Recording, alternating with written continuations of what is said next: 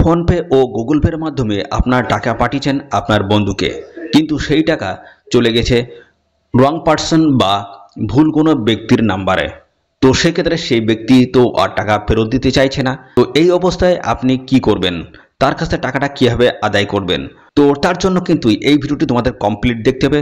সমস্তটাই আমি এই ভিডিওতে কিন্তু জানাবো এবং টাকা আপনি অবশ্যই ফেরত পাবেন। তো চলুন আমরা এই ভিডিওতে সমস্ত স্টেপটা আমি কমপ্লিট করব।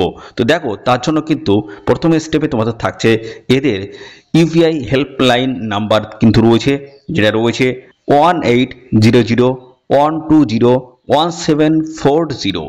এই নাম্বারে আপনি কিন্তু কমপ্লেন করতে পারবেন। আদার্স আরও টোল ফ্রি নাম্বার কিন্তু এগুলো রয়েছে, এগুলো দেখে নেবে।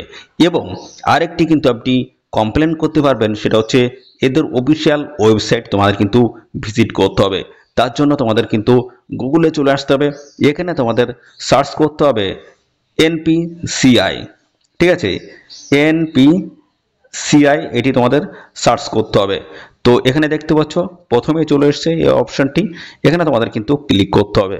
ক্লিক করলে নতুন একটি সাইট চলে আসবে এবং তার পরবর্তী পর্যায়ে দেখো এই যে চলে এসছে এনপিসিআই অফিসিয়াল সাইট, এর উপর তোমাদের কিন্তু ক্লিক করতে হবে।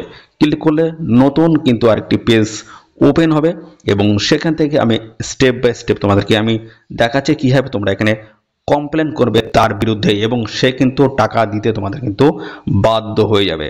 ওকে, তো এখানে আসার পরে দেখো, এখানে আসার পরে তোমাদের কিন্তু দেখো এই বাম দিকে একটা 3 লাইন একটি অপশন রয়েছে, এর উপরে তোমাদের কিন্তু ক্লিক করতে হবে।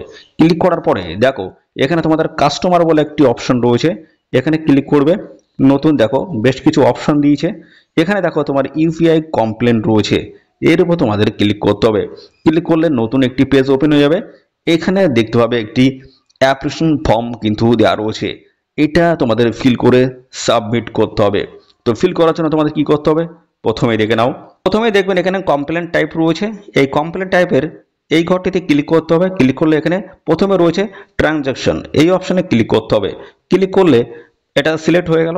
পরবর্তী পর্যায়ে ট্রানজাকশন রিলেটেড ডিটেলস, তো এই অপশনে আপনারা ক্লিক করবেন। তারপরে দেখবেন এখানে পার্সন টু পার্সন অপশন রয়েছে, অর্থাৎ আপনারা এখানে মোবাইল টু মোবাইলে কিন্তু আপনারা টাকাটা পাঠিয়েছেন। ঠিক আছে, তো পার্সন টু পার্সন এখানে হবে। তো সেক্ষেত্রে তোমাদের প্রথম অপশনে কিন্তু সিলেক্ট করতে হবে। তারপর রয়েছে টাইপ অফ ইস্যু, তো কী ধরনের সমস্যা ছিল এটা, তো এই অপশনে ক্লিক করবেন। তারপরে এখানে চলে আসবেন, এই অপশনটি আপনাদের সিলেক্ট করতে হবে। রয়েছে incorrectly transfers to another account, এই অপশনটি আপনারা সিলেক্ট করবেন। সিলেক্ট করার পরে পরবর্তী রয়েছে কমেন্টস, তো কী ধরনের সমস্যা একটু বিস্তারিত আপনাদের জানাতে হবে। তো পরবর্তীতে দেখুন এখানে রয়েছে ট্রানজাকশন আইডি, তো এই ঘরটায় কী লিখবেন, তো আপনারা যখন টাকাটা পাঠিয়েছেন, টাকাটা পাঠানোর পরে কিন্তু একটা ট্রানজাকশন আইডি দেয়, সেই আইডিটা কিন্তু আইডি নাম্বারটা কিন্তু এই ঘরটায় কিন্তু সিলেক্ট করে দিতে হবে। পরবর্তীতে রয়েছে এখানে দেখুন ডেট অফ ট্রানজাকশন, কোন ডেটে আপনি টাকাটা পাঠিয়েছেন সেই ডেটটা এই ঘরটায় লিখে দেবেন। এখানে ব্যাংক ডিটেলস চেয়েছে, অর্থাৎ আপনার অ্যাকাউন্টটা কোন ব্যাংকের, সেই ব্যাংকটা কিন্তু ব্যাংকের নামটা এখানে সিলেক্ট করতে হবে।